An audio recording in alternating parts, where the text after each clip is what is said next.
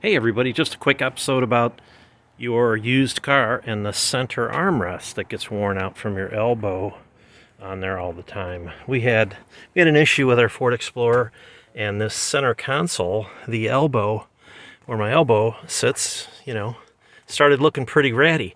But we went on Amazon and got a replacement for $28. It's KBH is the vendor. That's the vendor at least that we used. And you remove the outer shell. It just snaps in. You have to pry it off and then take a few screws out underneath here. They're Torx number 10, I believe. And then boy, it really fit good. It had some wrinkles here, I was like, I'm not gonna like that. But it turned out really well.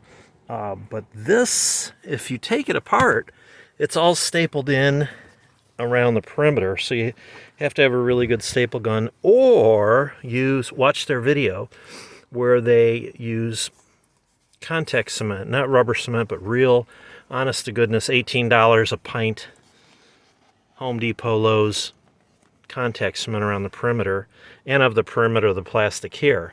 And then you let it dry a full 5 minutes, which nobody does. They always try to wrap it around while it's wet.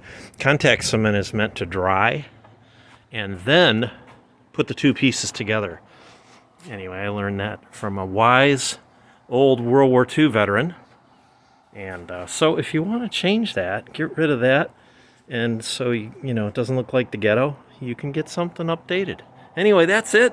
Hope you enjoyed the video. Hope you have a blessed Memorial Day weekend.